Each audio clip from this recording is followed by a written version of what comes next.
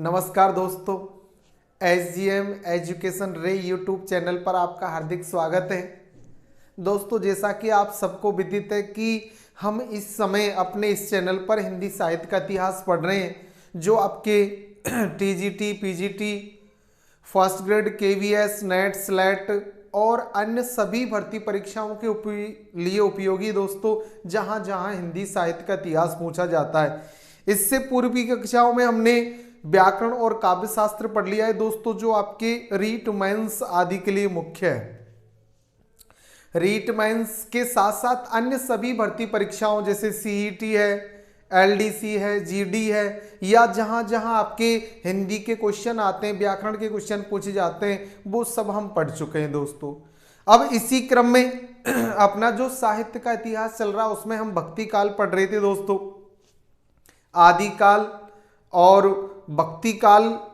आदिकाल को कंप्लीट पढ़ चुके हैं, भक्ति काल का भी हम राम काव्य धारा को पढ़ रहे हैं दोस्तों। राम काव्य धारा में जैसा कि हमको पता है कि तुलसीदास जी मुख्य कवि है राम काव्य धारा के, तो तुलसीदास जी द्वारा रचित रचनाओं को लेकर और तुलसीदास जी के विषय में अनेक विद्वानों की जो मत है उन्हें हम पढ़ेंगे दोस्तों।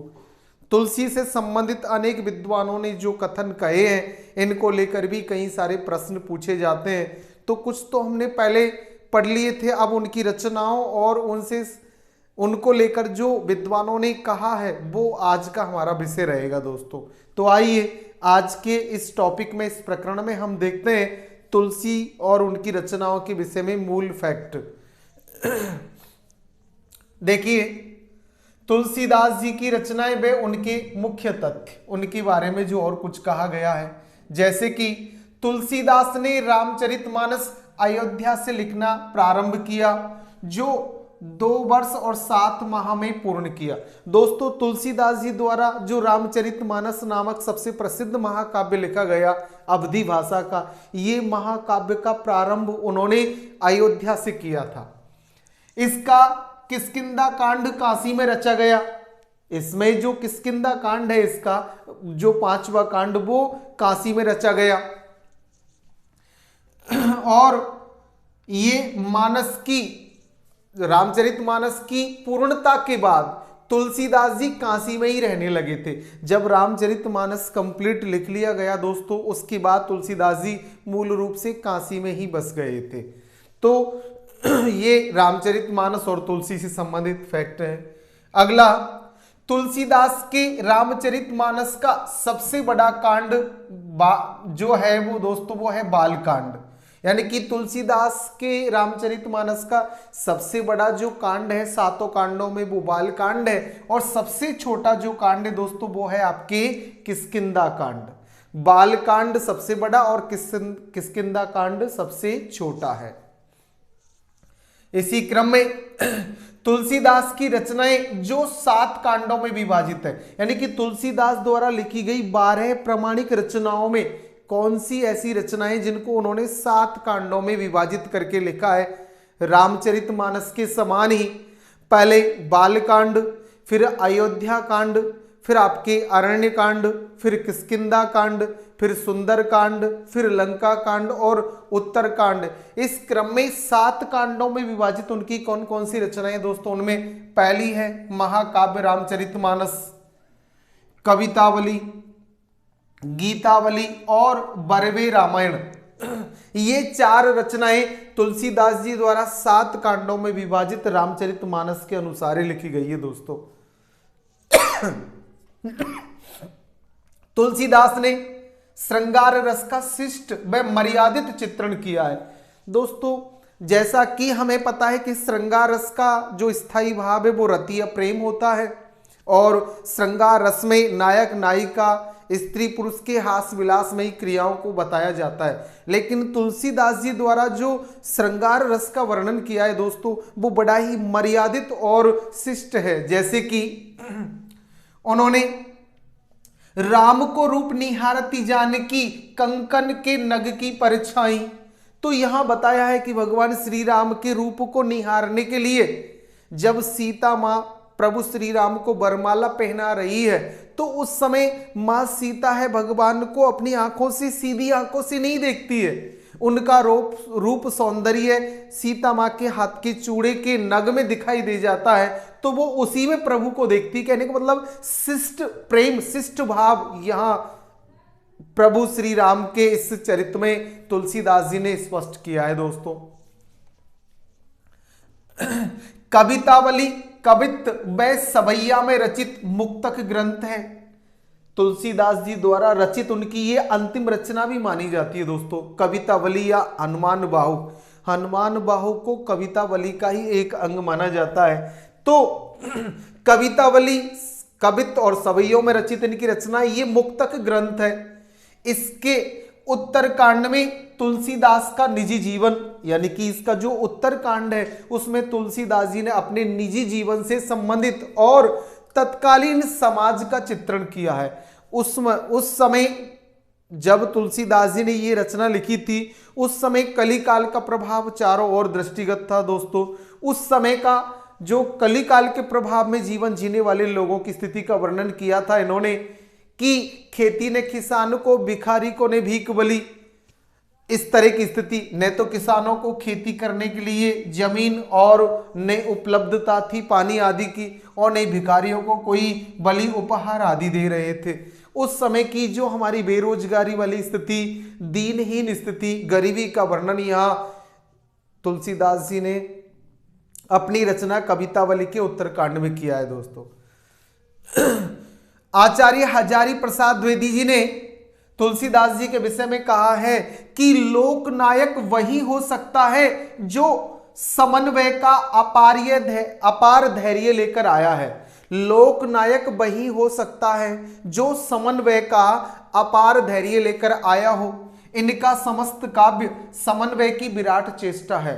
तुलसी द्वारा रचित संपूर्ण जो काव्य है वो समन्वय की विराट चेष्टा है। इन्होंने सबको मिला जुलाकर चलने का भाव अपने काव्य में प्रदर्शित किया है। इन्होंने सगुण निर्गुण को मिलाया है।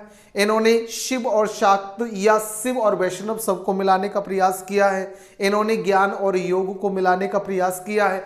ऐसे इन्होंने समन्वय का भाव अपनी रचना में प्रदर्शित किया है। इसलिए आचार्य हजारी प्रसाद द्विवेदी कहते हैं कि इनका संपूर्ण काव्य ही समन्वय की विराट चेष्टा है।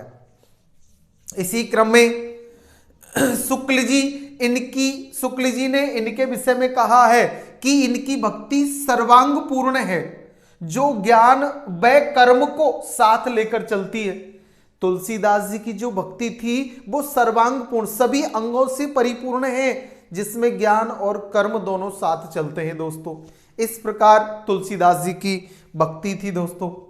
इसी क्रम में आचार्य शुक्ल ने रामानंद को, जो भक्ति काल के सर्वश्रेष्ठ कवि यूं कह सकते हैं कि प्रणेता माने जा सकते हैं, रामानंद के 12 शिष्यों से ही भक्ति का आरंभ होता है उत्तर भारत में। और कहा भी जाता है भक्ति द्राविड़ी उपजी लाए रामानंद, की भक्ति की उत्पत्ति तो दक्षिण में हुई थी, उससे उत्तर भारत में लाने का कार्य किया था रामानंद जी ने। तो आचार्य शुक्ल ने रामानंद जी को राम काव्य परंपरा का प्रथम कवि स्वीकार किया है, कि भगवान श्री राम की राम काव्य परंपरा उसके ये प्रथम कवि थे। वे विनय और स्तुति के पद गाते थे, यानी कि तुलसी के द्वारा विनय और स्तुति के रामानंद के द्वारा विनय और स्तुति के पदों का गाने का कार्य किया जाता था दोस्तों।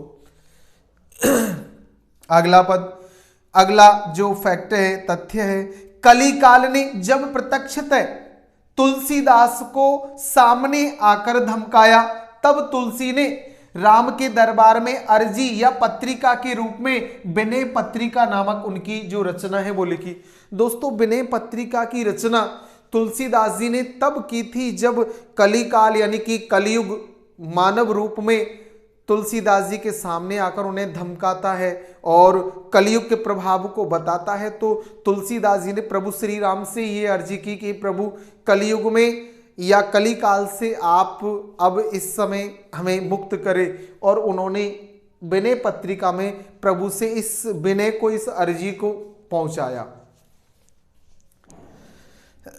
तुलसी की जो बरमे रामायण नामक रचना है, तुलसी ने अपने प्रिय मित्र रहीमदास की रचना बरबे नायिका भेद के आधार पर लिखी। रहीमदास जी ने, जब रहीमदास जी से मिलने तुलसीदास जी चाहते हैं तो वो अपने मित्र से अपनी बरबे नायिका नामक रचना को पढ़ने के लिए देते हैं। तुलसीदास जी रहीमदास जी की लिखी हुई रचना को पढ़ते हैं और बड़े प्रभावित होते हैं, और रहीमदास के कहने पर ही फिर वो बरबे नायिका भेद के आधार पर ही बरबे छंदों में अपनी रचना बरबे रामायण को लिखते हैं। ये बरबे रामायण नामक रचना है, ये भी 7 कांडों में विभाजित है दोस्तों, रामायण रामचरितमानस के समान ही ये बरबे छंद में है, और ये 19 मात्राओं का छंद है बरबे छंद। ये बड़ा ही छोटा और अच्छा छंद है, तो इसमें इन्होंने ये रचना लिखी है। गिरा अर्थ जल बीची सम, गिरा अर्थ जल बीची सम, कहियत भिन्न न भिन्न। ये रामचरितमानस की सर्वश्रेष्ठ पंक्ति दोस्तों। गिरा अर्थ जल बीची सम, कहियत भिन्न न भिन्न। और इसी प्रकार ये जो तथ्य है, गोरख जगायो जोग और भक्ति भगायो लोग, ये तुलसीदास जी द्वारा रचित है दोस्तों। तुलसीदास जी ने कहा था कि लोग गोरखनाथ ने लोगों में योग को जागृत किया और लोगों के अंदर भक्ति को जागृत करने का कार्य भक्ति भगायो लोग, और भक्ति के प्रति लोगों को आकर्षित किया। इस प्रकार का जो ये कथन है ये तुलसीदास जी का था दोस्तों। आचार्य शुक्ल राम भक्ति काव्य धारा की सबसे बड़ी विशेषता है। आचार्य शुक्ल कहते हैं कि भगवान श्री राम से संबंधित जो राम काव्य धारा है उसकी सबसे बड़ी विशेषता है कि उसमें सब प्रकार की रचनाएं हुई। यह राम भक्ति काव्य धारा में ये नहीं कि केवल राम के विषय में ही रचनाएं लिखी गई या केवल राम ही मूल विषय था। उस समय की जो सामाजिक परिस्थिति, राजनीतिक, धार्मिक, सांस्कृतिक जो भी स्थितियां थी सभी के अनुसार उस समय की रचनाएं हुई। ये इस काल की सबसे बड़ी विशेषता है दोस्तों। राम भक्ति में श्रृंगारी भाव के प्रवर्तक रामचरितमानस के प्रसिद्ध टीकाकार, रामचरितमानस की सबसे प्रसिद्ध प्रथम टीका लिखी थी जानकी घाट जो कि अयोध्या में है, वहां के रामचरण दास जी ने। अयोध्या के निवासी थे, जानकी घाट पर रहते थे, जिनका नाम था रामचरण दास जी। इन्होंने भगवान श्री राम की जो रचनाएं हैं उनमें सबसे पहले श्रृंगारिक भावना का प्रवर्तन किया। इनके द्वारा स्वसुखी शाखा नामक संप्रदाय की भी स्थापना की गई थी दोस्तों। स्वसुखी परशुराम जो निम्बार्क संप्रदाय के प्रवर्तक थे ने राम भक्ति परंपरा में रसिक शाखा का प्रवर्तन किया। परशुराम ने सबसे पहले राम भक्ति परंपरा में रसिक शाखा का प्रवर्तन किया था, और राम भक्ति परंपरा में रसिक भावना के प्रवर्तक या का समावेश का श्रेय जाता है अग्रदास जी को। अग्रदास ने, जिन्होंने राम अष्टयाम आदि रचनाएं लिखी थी, उन्होंने सबसे पहले राम भक्ति में रसिक भावना का समावेश किया। उन्होंने रसिक संप्रदाय की स्थापना भी की थी दोस्तों। ये अपने आप को सीता की एक सखी या सहेली अग्र अली नाम से मानकर भगवान श्री राम की भक्ति करते थे दोस्तों। शुक्ल जी ने तुलसी के अनुप्रासों की प्रशंसा की। आचार्य रामचंद्र शुक्ल ने तुलसीदास द्वारा अपनी रचनाओं में जो अनुप्रास अलंकारों का प्रयोग किया है उनकी बड़ी प्रशंसा की है, तथा उदय भानु सिंह ने उत्प्रेक्षाओं का बादशाह कहा है। उदय भानु सिंह जो विद्वान है, कवि है, उन्होंने जो तुलसीदास जी को उत्प्रेक्षा अलंकारों का बादशाह कहा है। इसी क्रम में डॉक्टर बच्चन सिंह ने तुलसीदास को रूपकों का बादशाह कहा है। वो कहते हैं कि तुलसी है वो रूपक अलंकार के बादशाह है। इस प्रकार यहां शुक्ल जी तो अनुप्रास अलंकारों की प्रशंसा करते हैं, उदय भानु सिंह उत्प्रेक्षा अलंकारों की प्रशंसा करते हैं, और बच्चन सिंह रूपक अलंकार की प्रशंसा करते हैं। अर्थात उदय भानु उत्प्रेक्षा के बादशाह है और बच्चन सिंह रूपक के बादशाह कहते हैं इन्हें। अयोध्या सिंह उपाध्याय हरिओद जी कहते हैं तुलसी के विषय में कि कविता करके तुलसी ने लसे, कविता पा लसी तुलसी की कला, कि तुलसीदास जी की कला को पाकर कविता ही सुशोभित हो गई, न कि कविताओं से तुलसी सुशोभित हुए हैं। ऐसा हरिओद जी के द्वारा इनके विषय में कहना है। और इनके विषय में भिखारी दास जी कहते हैं कि तुलसी गंग दुओ भये सु कबिन के सरदार।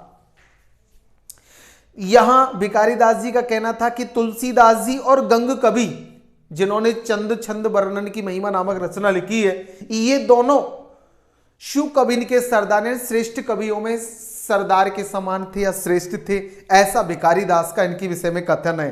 तो हरिओद जी का कथन है कि कविता करके तुलसी ने लसी, कविता पा लसी तुलसी की कला। भिखारी दास का कथन है कि तुलसी गंग दुओ भये सु कबिन के सरदार। इसी क्रम में अगला तथ्य, तुलसीदास की प्रथम रचना वैराग्य संदीपनी और अंतिम रचना कवितावली एवं हनुमान बाहुक को माना जाता है। दोस्तों, तुलसीदास जी द्वारा लिखी गई 12 प्रमाणिक रचनाओं में विद्वान इस मत को लेकर एक मत है कि तुलसी की पहली रचना तो वैराग्य संदीपनी है और इनकी अंतिम रचना कवितावली या हनुमान बाहुक, जो कवितावली में का ही एक हिस्सा या अंग माना जाता है, ये दोनों रचनाओं को प्रथम और अंतिम मानते हैं।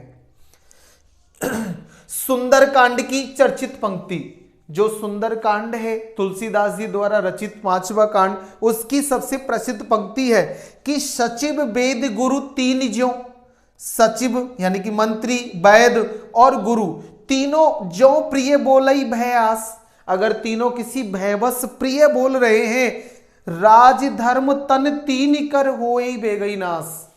तो ये कहा जाता है कि अगर सचिव प्रिय बोल रहा है किसी भय या डर की वजह से तो राज का नाश हो जाता है, वैद अगर प्रिय बोल रहा है किसी डर या भय से तो धर्म का तन का नाश हो जाता है, और गुरु अगर प्रिय बोल रहा है किसी कारणवश भयवश तो धर्म का नाश हो जाता है। ऐसे यहाँ ये सबसे सुंदर या चर्चित पंक्ति है, सचिव वैद्य गुरु तीन ज्यों प्रिय बोलहि भय आस, राज धर्म तन तीन कर होहि बेगहि नाश, कि तीनों की जल्द ही नाश हो जाता है अगर ये तीनों भय के वशीभूत होकर प्रिय बोल रहे हैं।